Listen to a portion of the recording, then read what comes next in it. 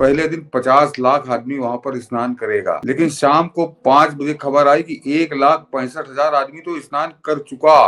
तो पूरी पूरी गाड़ियां वहां आकर खाली हो रही हैं और 13,000 रेलगाड़ियों की व्यवस्था की है अश्विनी वैष्णव ने इस पूरे कुंभ के दौरान। इस आदमी को शर्म नहीं आती? 144 साल बाद कुंभ हो रहा है, हिंदुओं का सबसे बड़ा यज्ञ है एक तरह से वो, और उस पर एक कीचड़ उछालने में जुटा हुआ है। 2023 में तिरुपति मंदिर को श्रद्धालुओं से 4400 करोड़ रुपए की कमाई हुई थी और ये 2 लाख करोड़ रुपए का महाकुंभ हो रहा है। तो अपने आप में आप सोच लीजिए हम कहाँ जा रहे हैं। सर नमस्कार। नमस्कार मनीष जी, दर्शकों को भी नमस्कार। सर महाकुंभ का आयोजन हो गया, कहा जा रहा है धरती पर अब तक का सबसे बड़ा महापर्व, सबसे बड़ा आयोजन अब तक का, मानव जाति का सबसे बड़ा आयोजन। एक दिन में ही, पहले दिन ही 1.5 से 2 करोड़ के बीच लोग डुबकी लगा चुके संगम में।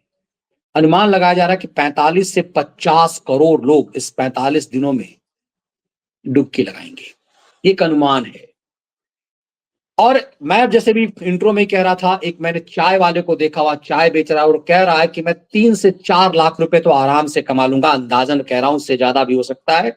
और वो कह रहा है कि सिर्फ चाय यदि बेचने के लिए लोग आ जाएं, उसका वीडियो वायरल हो रहा है, मैं दिखा नहीं पाऊंगा अभी, लेकिन बहुत शानदार लगा। वो एक मूविंग केटली, एक मूविंग हीटर लेके घूम रहा है, और ठंड है तो निश्चित रूप से चाय पर लोगों की चोट सबसे ज्यादा होगी मूवमेंट करते हुए।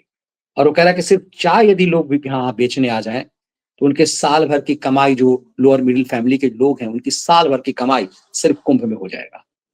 ये लोग सनातन को गाली देते थे, कोड कहते थे, आज भी सीख नहीं रहे हैं। वैसे उत्तर प्रदेश में ही अयोध्या के राजा कहने वाले, आप कह रहे हैं कि महाकुंभ नहीं, ये कुबेर का खजाना है सिर्फ। हाँ मनीष जी, पहले दिन जो संकेत मिले हैं वो बड़े अद्भुत संकेत हैं, क्योंकि 13 जनवरी को जो पहला स्नान था, शाही स्नान था, उस दिन प्रदेश सरकार की तरफ से अपना एक अनुमान जारी हुआ था और लोग जो वहाँ पत्रकार वहाँ मौजूद थे उन सबका एक अनुमान था कि पहले दिन 50 लाख आदमी वहां पर स्नान करेगा। लेकिन शाम को 5 बजे खबर आई कि 1,65,000 आदमी तो स्नान कर चुका और ये लगातार अनवरत स्नान चलना है ये। तो ये मेरे ख्याल से दिन पूरा होते होते ये जो है 2 करोड़ लोग वहां पर स्नान करेंगे आज आज पहले दिन ही। तो जहां 50 लाख का अनुमान सरकार लगा रही थी, वहां पर 2 करोड़ आदमियों ने पहले दिन स्नान किया और कल मकर संक्रांति को सारे रिकॉर्ड मेरे ख्याल से फिर टूटेंगे, क्योंकि मकर संक्रांति के लिए सरकार की तरफ से जो अनुमान जारी हुआ है करीब करीब 3 करोड़ लोगों की वहां पर नहाने की व्यवस्था है और उम्मीद कर रही सरकार की 3 करोड़ लोग आएंगे। और वहां पे भी कल मकर संक्रांति है, तो कल मेरे ख्याल से 4-5 करोड़ लोग वहां पर पहुंचेंगे प्रयागराज में डुबकी लगाने महाकुंभ में। तो ये बता रहा है कि जो 40 करोड़ का अनुमान है या 45 करोड़ का जो अनुमान है, वो जिस दिन 26 फरवरी को ये खत्म होगा उस दिन सारे अनुमान ध्वस्त हो चुके होंगे, उससे काफी पहले ध्वस्त हो चुके होंगे। और अगर दर्शकों को याद हो योगी आदित्यनाथ की बात, तो उन्होंने कहा था कि 40-45 करोड़ भक्तों का तो हम अनुमान लगा रहे हैं, लेकिन हमने व्यवस्था 100 करोड़ की है। ये अपने आप में बात तय है। तो इसका मतलब 100 करोड़ तो नहीं होंगे, लेकिन 45 से 50, 60 या 65 करोड़ अगर हो जाए तो कोई ताजुब की बात नहीं होगी। जिस हिसाब से ये आज पहले शुरुआत हुई है और कल मकर संक्रांति को, तो निश्चित तौर पर ये समझिए 26 फरवरी तक इसको चलना है। 40-45 दिन का ये आयोजन है। अगर 2 करोड़ का औसत भी आप मान लीजिए तो 90 करोड़ तो होता ही होता है ये। तो कुंभ जो है अगले पिछले सारे रिकॉर्ड ये तोड़ देगा।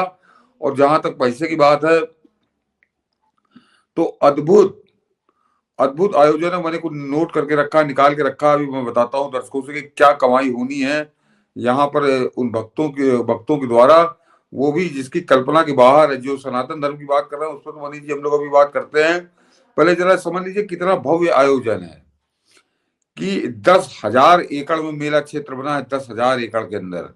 और 10,000 एकड़ का मतलब आप समझिए कि वो जो अहमदाबाद में नरेंद्र मोदी स्टेडियम है उसके लिए निकाला है अखबारों ने, कुछ अखबारों ने, कि उस तरह के 160 स्टेडियम बन जाएंगे इतना बड़े क्षेत्र में। और एक कोई मैदान नहीं खाली छोड़ दिया, इस पूरे मैदान में चप्पे चप्पे पर आपको प्रशासन नजर आएगा, सरकार नजर आएगी। तो वहां पर पूरी व्यवस्थित तरीके से देखा जा रहा है। और इसी का परिणाम है कि आज ये जो आपको 2 करोड़ लोग वहां पहुंच रहे हैं, तो निश्चित तौर पर अभी आने वाले समय में ये भीड़ बढ़ेगी। और इसका मैं एक नमूना बता दूं मनीष जी, कल मैं जब लौट रहा था वहां से, तो उड़ीसा से मैं जिस गाड़ी में बैठा था, और मैं ये कल्पना नहीं कर रहा था, पूरी ठसाठस वो भरी हुई थी गाड़ी, सेकंड एसी में भी जगह नहीं थी। और वो सारी गाड़ी, सारी की सारी, यानी 80% 85% गाड़ी वो प्रयागराज पर आकर खाली हो गई। वो उड़ीसा से चली प्रयागराज, उड़ीसा से बिहार और झारखंड होती हुई वो प्रयागराज पर खाली हो गई। यानी दिल्ली प्रयागराज से कानपुर में आया तो अकेले ही था, और उसके बाद दिल्ली दिल्ली भी वहां से कोई कोई नहीं चढ़ा। तो पूरी पूरी गाड़ियां वहां आकर खाली हो रही हैं, और 13,000 रेलगाड़ियों की व्यवस्था की है अश्विनी वैष्णव ने इस पूरे कुंभ के दौरान। तो अद्भुत व्यवस्था है और अद्भुत प्रबंध है यहाँ तक पहुंचाने का। और आज आप लोगों ने देखा होगा टीवी पे, जिसने देखा हो या जिसने सोशल मीडिया पे देखा हो, कि जो भी वहां से स्नान करके निकल रहा है वो भूरी भूरी प्रशंसा कर रहा है कि कहीं हमको ये एहसास ही नहीं हुआ कि हम इतनी भीड़ में आए हैं, या कहीं अस्त व्यस्त हो, या हमको कहीं नहाने में परेशानी हुई हो। बड़ी सहजता और सरलता के साथ हम स्नान कर रहे हैं। तो ये योगी आदित्यनाथ ने क्या प्रबंध किया है, इसका आज पहला पन्ना खुला है, और आने वाले दिनों में और ज्यादा खुलेंगे। बिल्कुल। और ये जो लोग ये कह रहे थे कि मतलब कुछ लोग, मैं अखिलेश यादव की तरफ से भी, पार्टी की तरफ से कुछ लोगों ने कहा कि जो लोग पाप करते हैं वो यहाँ जाते हैं, वो कुंभ में जाते हैं। मतलब ये थोड़ा सा भी नहीं सोचते कि आप चोट कहाँ मार रहे हैं, किस आस्था पे नहीं मार रहे हैं। मनीष जी, अखिलेश यादव की पार्टी में सब 72 हूर और जन्नत वाले हैं। तो वो उनको इसके मालूम, कुछ मालूम ही नहीं है, न स्वर्ग के बारे मालूम है, ना मोक्ष के बारे मालूम है, ना कुंभ के बारे मालूम है। वो अपना जो है वो जन्नत और 72 हूर, वो उन सब चक्करों को लोग हैं। उनको उनको कुंभ के ऊपर कोई टिप्पणी करने का उनको कोई अधिकार ही नहीं है। और एक और बड़ा कारनामा किया है समाजवादी पार्टी ने, जो कभी किसी पार्टी ने कुंभ के अंदर नहीं किया, कि वहां पर उन्होंने मुलायम सिंह की मूर्ति स्थापित करके, कुटी लेकर जो है स्थापित कर दी, वो कर दिया है। मेरा सुझाव एक है भाजपा को नहीं बल्कि सरकार को है, योगी सरकार को, कि वो कुटी मत हटाइए, बिल्कुल मत करिए, कहिए हाँ बिल्कुल आराम से रखो। उस कुटी के आगे एक बोर्ड लगा दें कि भगवान राम के भक्तों पर गोलियां चलवाने वाला व्यक्ति का मूर्ति इधर लगी है। बस अपने आप काम हो जाएगा। कि वहां पर एक बैनर टांग दे, एक बोर्ड लगवा दे, बकायदे एरो लगाकर, कि राम भक्तों का हत्यारा, इस तरफ उसकी मूर्ति लगी है। इतना कर दे बस। तो ये अपना समाजवादी करते हैं, क्योंकि इन्होंने जानबूझकर उसको कलंकित करने का काम किया है, और एक तरह से कुंभ को उसको दूषित करने का काम किया। कभी किसी नेता की मूर्ति वहां पे नहीं लगी, कभी नहीं लगी। जब जब से कुंभ का इतिहास है, किसी राजा महाराजा ने भी अपनी मूर्ति नहीं लगवाई थी। तो यहाँ पर समाजवादियों ने जाके ये कुकर्म कर दिया। हम उसके अर्थतंत्र को भी ले दे, पहले बाद में समझेंगे। हम जरा इसके पहले षड्यंत्र को ही समझने की कोशिश करते हैं। अखिलेश यादव ने एक ट्वीट किया है, और इस कुंभ को, चूंकि इनके पाप को जरा देखिए, सुधरने की को तैयार नहीं है। एक ट्वीट किया है, नदी किनारे प्यासे लोग कह रहे हैं कि बिन पानी सब सून। अब जरा इसको जरा देखिए कहां से उठा करके लाया। कल्पवासी यहाँ पाइप तक नहीं लगा, जय हो योगी बाबा, ये कैसा कुंभ लगा, जय हो योगी बाबा। 1 किलोमीटर से रात में पानी भर के लाए, बुढ़िया गिर के चोट खा गई, किसको जा बतलाए। पानी नहीं है इस सेक्टर में, हमको आप बतलाए योगी बाबा जी, योगी बाबा जी, जय हो। देखिए इस वीडियो से साफ लग रहा है कैसे प्लांटेड। आप देख रहे होंगे केजरी के चेले कुछ होते हैं कि पार्टी कार्यकर्ता, जिसका बैनर पोस्टर दिल्ली में मैंने एक शो अभी दिखाया भी था, और उन्हीं लोगों का वीडियो बनाते। केजरी, आपने उसको रिट्वीट भी किया, नदी किनारे प्यासे लोग कह रहे हैं पानी बिन सब सूना। इतना ही नहीं, ये अब देखिए अखिलेश यादव से पीपल्स नीड रोटी मोर देन रिलीजन, जो कह रहा है कि रोटी चाहिए धर्म से ज्यादा। पहले मनीष जी जरा उस बुढ़े की बात कर लें, कि दर्शक जरा इसको गौर से देखें कि ये बुढ़ा जहां पे खड़े होकर गाना गा रहा है, तो आपको इसके आगे पीछे कोई एक दूसरा आदमी नजर नहीं आ रहा होगा। ये जिस कुंभ में पहले दिन 1.5 करोड़ लोग स्नान कर रहे हैं, ये बुढ़ा पता नहीं कौन से शमशान में जाके खड़ा है या कब्रिस्तान में खड़ा है, कि इसको इसके अगल बगल दूर दूर तक एको आदमी नहीं है। तो ये जाहिर सी बात है, ये कुंभ शुरू होने के 15 दिन 20 दिन पहले बड़ा प्लांटेड तरीके से, और नमाजवादी पार्टी ने इसको पैसा देकर ये वीडियो बनवाया है। ये पेशेवर हरामी टाइप का बुड्ढा है कि बहुत गजब का हरामी, और ये आकर इसने यहाँ पे गंदगी फैलाने के लिए इसने ये गाना बनाया, लेकिन इसकी कलाई खुल मुझे गई। लगता है कि योगी पुलिस को इसको डिटेन करके पूछताछ करनी चाहिए कि इसके बारे में जान, क्योंकि ये भ्रम एक बहुत सारे लोग इसमें जो है गिरफ्त में आए हैं, जो फैलाया नमाजवादी पार्टी से जुड़े हुए लोगों ने ही ये भी फैलाया है कि इतने लोग मर गए वहां पर पुलिस पर, वो भी मैं भी दिखाऊंगा आपको। मुझे लग रहा है इससे पूछताछ करने की भी जरूरत है कि कौन है। नहीं, इसकी शक्ल बता रही कि नमाजवादी है, ये साफ बता रहा है कि ये 72 हूरों का दीवाना है आदमी, और कितने झूठ बोल रहा है कि आगे पीछे इसके आदमी ही नहीं नजर आ रहा मनीष जी। और जिस बेशरम ने इसको रिट्वीट किया है उसकी आंखें फूट गई थी कि ये अकेला खड़ा होकर गाना गा रहा है। तो ये कौन से कुंभ में बैठ खड़ा है जहां पे कुंभ में आदमी को पैर रखने की जगह नहीं है, 1.5 करोड़ आदमी पहुंचा हुआ है वहां पर, और वहां पर ये अकेला खड़ा है। ये जानबूझकर कुंभ में कीचड़ उछालने के लिए आया था। तो मैंने कहा ये बहुत हरामी टाइप का और बड़ा पेशेवर बुड्ढा है जो ये काम करता है, इसको मिला है। और दूसरा मनीष जी, आज अखिलेश यादव, पहले उससे पहले इस पे आ जाए। ये देखिए नजीम अख्तर है, नाजनीन अख्तर, इसने एक ट्वीट किया कि महाकुंभ मेला हॉस्पिटल में भीषण आग, इसको शायद पुलिस ने अरेस्ट कर लिया है, इस एफआईआर इसके ऊपर। ये ट्वीट डिलीट कर चुकी हुई है। और इस पे मैंने शो में दिखाया भी था कि किस तरह की साजिश, किस स्तर तक की साजिश हो रही है। मुझे लग रहा है कि पूरी तैयारी में है, और शुरू से तैयारी में ये लोग कि कुछ भगदड़ हो जाए, कुछ ऐसा खेल हो जाए कि हम इस पूरे महा आयोजन पर षड्यंत्र कर सकें। जी, इनके ऊपर आने पहले जरा, जो अखिलेश यादव ने आज ट्वीट किया है कि लोगों को रोटी चाहिए, धर्म नहीं चाहिए, धर्म की बजाय रोटी की प्राथमिकता दो। तो ये अखिलेश यादव की क्या औकात है, अखिलेश यादव में क्या हिम्मत है कि जिस समय हज यात्रा होती है, जिस समय हज पे जाते हैं लोग, एक 1.5-2 लाख रुपए जमा करा के, तो क्या उनको ज्ञान देगा ये कि हज करने के बजाय तुम जरा रोटी पे ध्यान दो, क्योंकि 1 लाख रुपया तो खाली टिकट लग जाता है। तो 1 लाख रुपए में कम से कम 2000 आदमी तो रोटी खाएगा ही। तो अखिलेश यादव जरा ये ज्ञान जो है तुम हज वालों को देकर दिखाओ, देखे तुम्हारी कितनी औकात है, तुम्हारे कितनी औकात है, कितना दम है तुम्हारे और तुम्हारी पार्टी के अंदर कि जब हज हो तो हज के समय तुम रोज ये गाना गाना कि तुम की रोटी धर्म नहीं, रोटी की जरूरत है। जरा ये देखिए कि the irony Akhilesh Yadav says people need roti more than religion. तो ये जरा हज को देना, क्योंकि वो तो भूखों मर रहे हैं। मुसलमानों के लिए तो तुम लेकर अपने खोपड़ी लेकर घूमते हो कि मुसलमान भूखा मरा जा रहा है, मुसलमान पिछड़ा जा रहा है, मुसलमान को खाने को नहीं, मुसलमान के पास पढ़ने को नहीं। तो जरा उन लोगों को ज्ञान दिया करो हवाई अड्डे पर खड़े होकर, जिसके लिए तुमने, तुम्हारे बाप ने 300 करोड़ के हज हाउस बनवाए थे। जब तुम्हारे बाप ने हज हाउस क्यों बनवाया था, तुमने हज हाउस क्यों बनवाया था? क्योंकि वहां तो 300 करोड़ में तो बहुत लोगों को नौकरी मिल जाती, बहुत लोगों को रोटी मिल जाती। लेकिन तब तुम हज हाउस बनवा रहे थे, क्यों बनवा रहे थे? और अब तुम जरा हवाई अड्डे पर खड़े हो जाया करो हज के समय कि नहीं रोटी की धर्म नहीं, रोटी की जरूरत है। इतने मारे जाओगे तुम्हारे सर पे बाल नहीं बचेंगे तुम्हारे। जरा हज पे ज्ञान तो देके देखो। ये हिंदुओं कमाल की बात ये, मुझे लगता है कि ये जो इतने बड़े यदुवंशी जो लोग हैं, उन्हें कम से कम इसकी पीड़ा नहीं होती कि आप पूरे इस महाकुंभ के लिए ऐसी बात कह रहे हैं आप, और हज के लिए इतना प्रेम उलझता है। शर्म नहीं आती इस आदमी को शर्म नहीं आती। 144 साल बाद कुंभ हो रहा है, हिंदुओं का सबसे बड़ा यज्ञ है एक तरह से वो, और उस पर एक कीचड़ उछालने में जुटा हुआ है। उस हरामी बुड्ढे का इसने वीडियो ट्वीट कर दिया। इसकी आंखें फूट गई अखिलेश यादव की।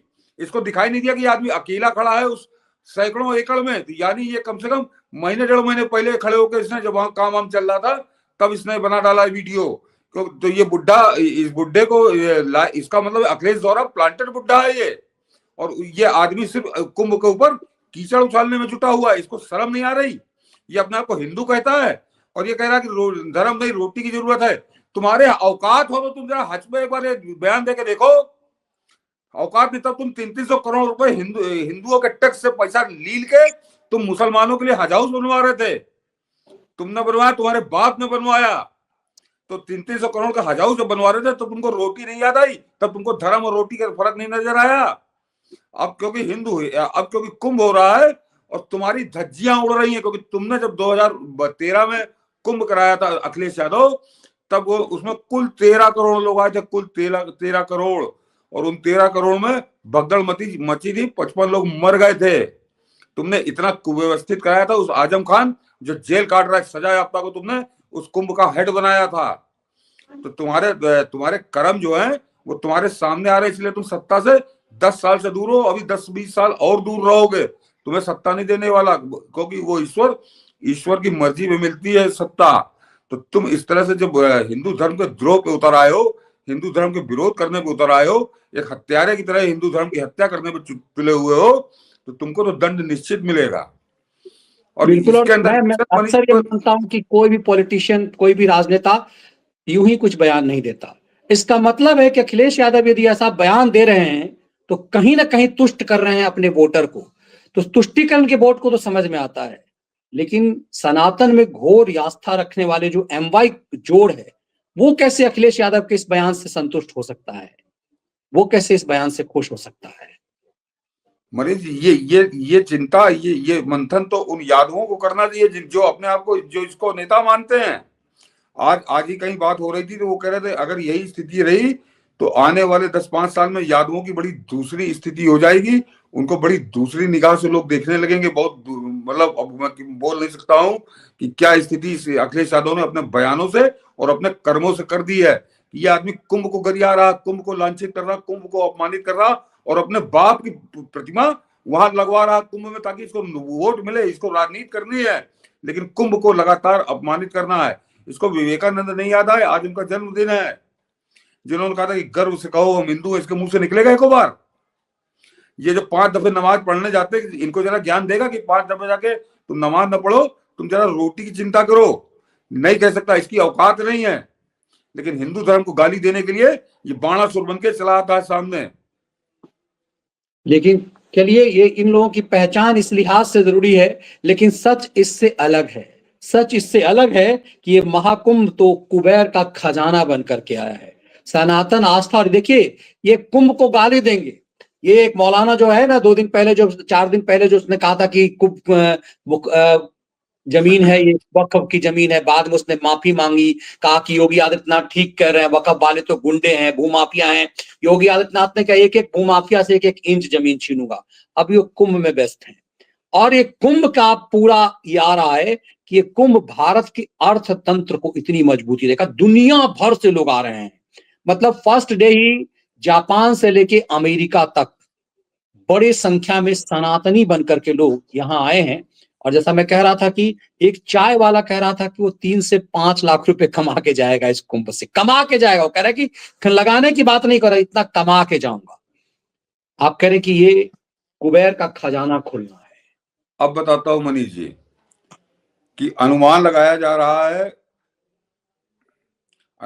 गया है कि इस आयोजन से 2 लाख करोड़ रुपए की आय होगी। 2 लाख करोड़ रुपए की आय होगी। रिपोर्ट में उद्योग के अनुमानों का हवाला देते हुए बताया गया कि हर व्यक्ति औसतन 10-5 हजार रुपए तक भी खर्च कर सकता है और राज्य 4 लाख करोड़ रुपए का रेवेन्यू भी जनरेट कर सकती है। ये तो सरकार का अनुमान है। जरा मनीष जी भी बताता हूं कि confederation of all India trader CAIT, ये तो मनीष जी अभी अयोध्या पे हम लोग आते हैं बाद में। जी जी जी। CAIT के अनुसार महाकुंभ में सिर्फ पैकेज्ड फूड, पानी, बिस्कुट, जूस और भोजन सहित खाद्य और पेय से 20,000 करोड़ रुपए का रेवेन्यू मिलेगा। 20,000 करोड़ रुपए का।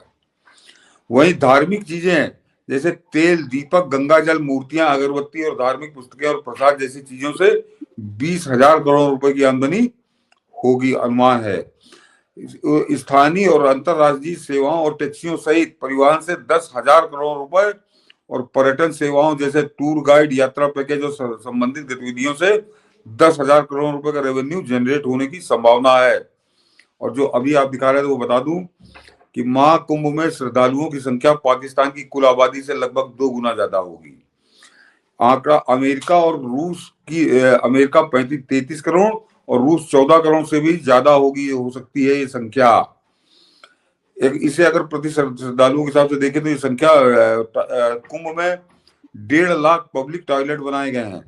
प्रयागराज, अब जरा भोजन का मनीष जी समझिए कि प्रयागराज में अर्ध कुंभ में 13,218 टन राशन, जिसमें 54,000 क्विंटल चावल और 78,000 क्विंटल आटा का इस्तेमाल हुआ था। और ये 2019 का आंकड़ा जिसमें 24 करोड़ लोग आए थे। तो तब अगर 13,000 करोड़ टन 13,000 टन अनाज इस्तेमाल हुआ था, तो यानी अब की कम से कम दुगना होगा, यानी 26,000 टन तो अनाज केवल इस्तेमाल हो जाएगा उन 45 दिनों के अंदर कुंभ में। और इसको बताता हूँ,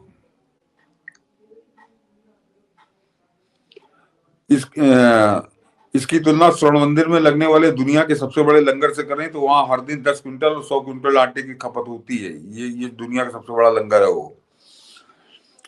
स्वर्ण मंदिर के लंगर के मुकाबले कुंभ 2019 के मुकाबले में चावल की खपत 110 और आटे की खपत 16 गुने ज्यादा थी, यानी जितना वहां होता है उससे 110 गुना ज्यादा।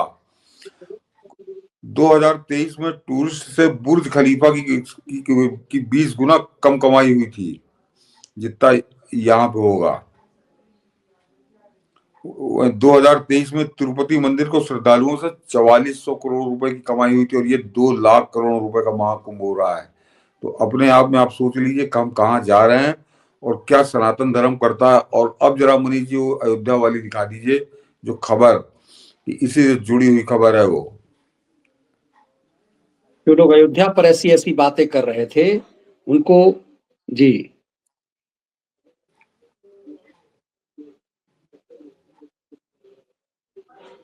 ये दर्शक देख लें कि राम मंदिर के बाद अयोध्या वासियों का जीवन कितना बदला। 13 करोड़ टूरिस्ट आए, 70,000 को नौकरी लगी और लोग बोले राम जी की कृपा बरसी। अब नीचे आ जाइए तो अपने आप जो खबर जो है कि रामचरितमानस की चौपाई की प्रभु के वनवास से वापस लौटकर अयोध्या के राजा बनने की है। इसका अर्थ है श्री राम के सिंहासन पर बैठने के बाद तीनों लोग हर्षित हो गए। अयोध्या समेत सभी के शोक हर गए।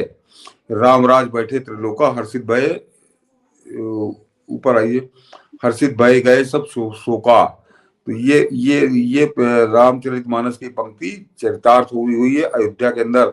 70,000 लोगों को काम मिला है मनीष जी, 70,000 लोगों को। छोटी सी अयोध्या है और अभी अयोध्या पूरी तरह तैयार नहीं हुई है। कायदे से देखा जाए तो 20% अयोध्या अभी तैयार हुई है। और तब ये असर है वहां पर कि 70,000 लोगों को वहां पे काम मिला है। हजारों करोड़ रुपए के जो है वहां पे लाभ में आई है अयोध्या। और ये एक अयोध्या का है और लगभग यही स्थिति आपके काशी बनारस की है। बनारस में भी कम से कम 10-11 करोड़ दर्शनार्थी पहुंचे हैं 2024 के अंदर। तो ये छोटी मोटी घटना है, इनकी समझ में नहीं आता। ये जो ज्ञान दे रहा अखिलेश यादव बैठकर कि रोटी जरूरी है, धर्म नहीं जरूरी है, तो तुम रोटी चबाओ, तुम रोटी चरो। हिंदुस्तान में आदमी धर्म के साथ रोटी खाता है और हिंदू भारतीय सभ्यता संस्कृति का इतिहास बताता है कि मंदिर और रोटी ये साथ ही चले, हजारों वर्ष से चले। तब कोई कारखाने नहीं होते थे, कोई गवर्नमेंट की नौकरी नहीं हुआ करती थी और यहाँ पे हिंदू कितनी समृद्धता के साथ रहते थे कोई बताने की जरूरत नहीं है। तुम बेपढ़े लिखे हो, तुमने नहीं पढ़ा। तुम ऑस्ट्रेलिया में अमर सिंह ने जिस यूनिवर्सिटी में तुम्हारी एडमिशन कराया तो मर गया अमर सिंह ने, वो बहुत बेहतर तरीके से बताते कि वो कैसी यूनिवर्सिटी थी, कैसे वहां इम्तिहान होते थे और कैसे वहां डिग्री मिलती थी। तो वो अब तुम अपनी बातों से बहुत साफ बता रहे हो कि तुम किस तरह की डिग्री लेकर आए हो ऑस्ट्रेलिया से। बिल्कुल यही चीज है कि सचमुच ये बात क्या वो हज यात्रा पर कह सकते थे, लेकिन ये सच सनातन भारत को समझना है कि 1 साल के अंदर अयोध्या इतने बड़े अर्थतंत्र का सेंटर बना। मतलब वो लगातार, और इस 45 दिन के इस कुंभ से भारत के अर्थतंत्र को क्या ताकत मिलेगी। मतलब दुनिया भर के लोग आ रहे हैं। इसीलिए सनातन की इस असली शक्ति को मुझे लगता है बहुत बारीकी से समझे जाने की जरूरत है। ये तो आप अयोध्या, केवल एक अयोध्या में 70,000 लोगों को काम मिला है, एक अयोध्या में। और अयोध्या, काशी, मथुरा, अब तिरुपति चले जाइए, अभी यहाँ से हम लोग पुरी में जगन्नाथपुरी चले जाइए। जगन्नाथपुरी में अपनी आंखों से देख कर आया हूँ कि वहां के तो मनीष जी जगन्नाथपुरी जो वो शहर है, टाउन है, आप भी होके आए हैं, कि उसकी करीब 3 लाख आबादी है जिसमें से 80% आबादी सिर्फ उसका जीवन उस मंदिर के सहारे चलता है। और वो ये भी बता दूं उसमें जो 20% है वो कोई और काम नहीं करते, वो क्योंकि खेती बाड़ी करते हैं।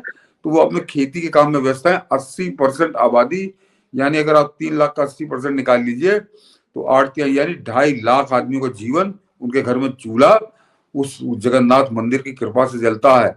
कितने लोग जानते हैं उसको? तो आप मैं पूरी का मैं अभी देख कर आया हूँ अयोध्या का, आप पढ़ रहे हो कि 70,000 लोगों को काम मिला। तो अगर आप पूरे हिंदुस्तान के मंदिरों को उठाकर देख लीजिए तो करोड़ों लोगों की जिंदगी केवल मंदिर के सहारे चल रही है, धर्म के सहारे चल रही है, ईश्वर के सहारे चल रही है। और इस अखिलेश यादव को जो फॉरेन का पढ़ा बताता है, ऑस्ट्रेलिया का पढ़ा बताता है, ये ऑस्ट्रेलिया की इस यूनिवर्सिटी को भी कलंकित करता है। और पहली बात तो इसकी जांच होनी चाहिए कि इसने इम्तिहान दिया भी था कि नहीं।